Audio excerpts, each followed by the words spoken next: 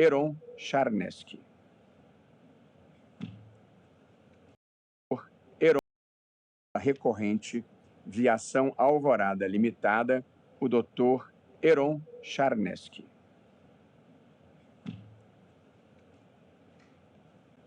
Muito boa tarde, seja bem-vindo. Boa tarde, muito obrigado. Excelentíssimo ministro-presidente, excelentíssima ministra, excelentíssimos ministros dessa Suprema Corte, nobre Procurador-Geral da República, ilustres servidores, senhoras e senhores presentes, boa tarde. É uma enorme honra poder representar a parte recorrente nesse tema de repercussão geral número 118. Honra também por ser uma causa que se iniciou ainda em 2006, época em que já se vinha de firmar um precedente, ainda que em caso individual e não vinculante, na jurisprudência do tribunal, recurso 240.785, pela exclusão do ICMS, o imposto estadual, das bases de PIS e COFINS. E, desde então, vem sustentando não só a recorrente, mas a própria União, em petição de 15 de agosto de 2020, que existe uma interdependência lógica entre os processos, os julgamentos relativos à exclusão do ICMS de PIS e COFINS e à exclusão do imposto municipal dessas mesmas contribuições. A recorrente, Viação Alvorada, é uma empresa que opera uma concessão de serviços de transporte municipal de passageiros, isso no município de Alvorada, um município de 200 mil habitantes, na zona metropolitana de Porto Alegre, no Rio Grande do Sul. Ao realizar esse serviço e ter receitas com a prestação de serviço de transporte, a empresa se sujeita, obviamente, ao recolhimento da contribuição ao PIS e da COFINS, mas também ao imposto municipal sobre o serviço de transporte. Imaginem, Vossas Excelências, que uma outra empresa, sediada nesse mesmo município, que presta o mesmo serviço de transporte, porém, até municípios vizinhos da zona metropolitana ou até para outros municípios e estados, ela se sujeita, então, ao ICMS, o Imposto Estadual por competência, discriminação de competência constitucional que incide sobre o transporte intermunicipal interestadual de passageiros. A pergunta que fica para reflexão, inclusive de Vossas Excelências, é se existe fundamento constitucional para existirem duas regras de tributação de PIS e COFINS, uma para a empresa que presta o serviço dentro do município, outra para aquela empresa que presta o serviço para outros municípios ou estados. No entender da recorrente, não existe fundamento que possa ser justificado pela própria isonomia, pela uniformidade geográfica da tributação, para se estabelecerem dois regimes diferentes de PIS e COFINS. Em 15 de março de 2017, no recurso 574.706, relatoria da ministra Carmen Lúcia, conhecida como a tese do século, tema 69 da repercussão geral, foi firmado o precedente vinculante de que o ICMS não compõe a base de cálculo para fins de PIS e COFINS. E por que isso? Porque essa decisão foi assentada em jurisprudência histórica do próprio Supremo, em que se definiu os termos faturamento e receita previstos na Constituição como aqueles ingressos, aqueles acréscimos patrimoniais positivos e definitivos. Definitividade essa que não se encontra nem no ICMS, nem no ICMS. Porque quando a empresa presta o serviço de transporte, por hipótese, tem uma receita de R$100 e o ISS é 5%, essa parcela de R$5, ela automaticamente gera uma obrigação para a empresa, tanto que registrado no seu passivo. É uma contrapartida automática à destinação do imposto municipal e também do imposto estadual, para o município, ou conforme o caso, para o Estado.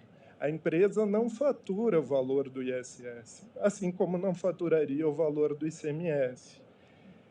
E por isso que, ao contrário do que se costuma dizer, esse tema 118 não seria uma simples tese filhote, como tem sido apresentado em relação ao tema 69. Ele é, na nossa visão, uma tese irmã, porque ambas têm origem, nascem de um conceito de receita e faturamento constitucional firmado em diversas ocasiões pela jurisprudência, com apoio em doutrina, mas de forma vinculante a partir do julgamento do tema 69. E esse é um ponto importante, Excelências, também pelo valor do sistema de precedentes, que é um valor em si, independentemente do mérito intrínseco desses precedentes. Segundo o antigo Brocardo, que expressa até uma máxima de justiça, onde houver o mesmo fundamento, haverá o mesmo direito. E o fundamento aqui é esse conceito de receita e faturamento, tal como definido pelo próprio Supremo. Não se desconhece, é claro, que o tema 69 não foi julgado de forma unânime, e também a composição da Corte mudou de 2017 para cá.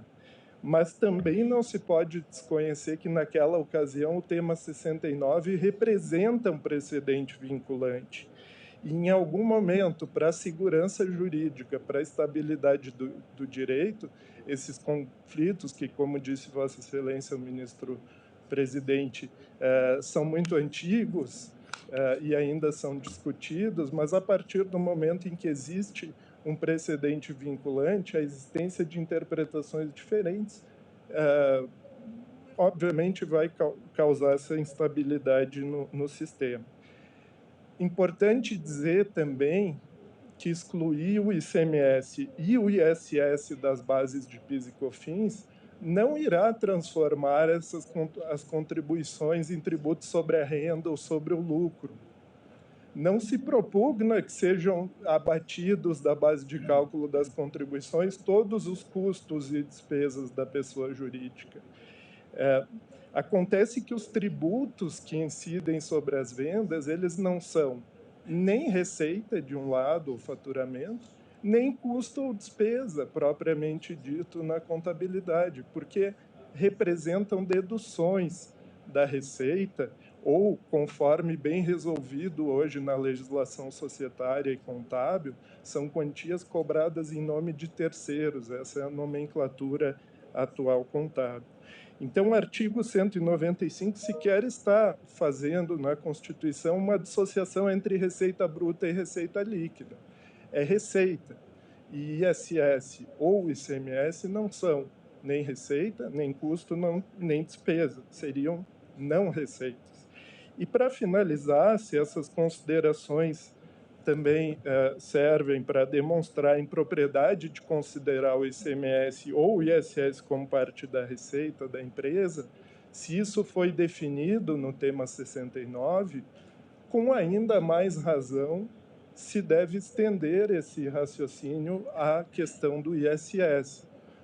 No caso do tema 69, houve um debate pelo fato de que, dado o regime não cumulativo que orienta a tributação do ICMS, aquele valor do imposto destacado na nota de vendas não iria imediatamente aos cofres públicos, na medida em que existe um sistema de compensação com os créditos da não cumulatividade. Então, aquilo que efetivamente é repassado ao cofre público resulta da subtração de débitos e créditos.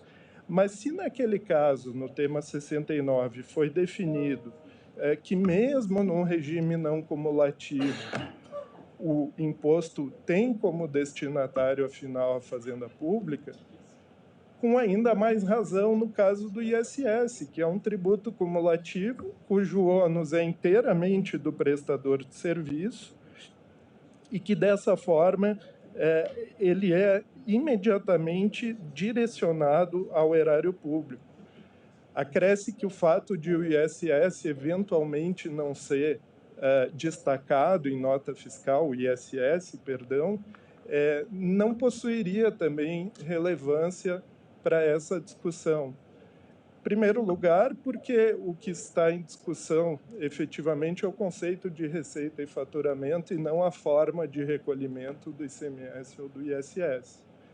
Em segundo lugar, porque hoje, inclusive, as notas fiscais de prestação de serviços, muitas vezes há exigência por parte dos municípios de destaque do imposto municipal em nota. Então, até aí haveria, se fosse o caso, uma semelhança. Mas, principalmente porque o destaque do ICMS em nota é uma exigência para fins de controle da própria não cumulatividade, que ainda que não se aplicasse ao ISS, não traria nenhuma alteração quanto ao fato de que os impostos sobre vendas de bens e serviços são efetivamente direcionados ao Estado, ao município, ao erário público. Então, ainda que seja irrelevante, com as devidas vênias a posicionamentos contrários, o fato de o ISS não ser destacado, não ser não cumulativo, o que se defende é que o ISS, com ainda mais razão, se não for excluído da base de PIS e COFINS, produziria uma inconstitucionalidade em cascata, porque gravaria cada prestador de serviço na cadeia produtiva. Portanto, Excelências, ausente a possibilidade de consideração do ISS como faturamento ou como receita, na linha dos precedentes, na busca de uma isonomia, estabilidade e segurança jurídica, um sistema que tem proporcionado diversas discussões, muitas delas já pacificadas, inclusive, requer-se o provimento do recurso extraordinário com a fixação da tese da inconstitucionalidade da inclusão do ISS nas bases de PIS e COFINS, em linha com o voto do relator deste caso, o ministro aposentado Celso de Mello. Muito obrigado pela oportunidade. Muito obrigado, doutor Heron Charneski. Falará agora pela recorrida União Federal, doutora Patrícia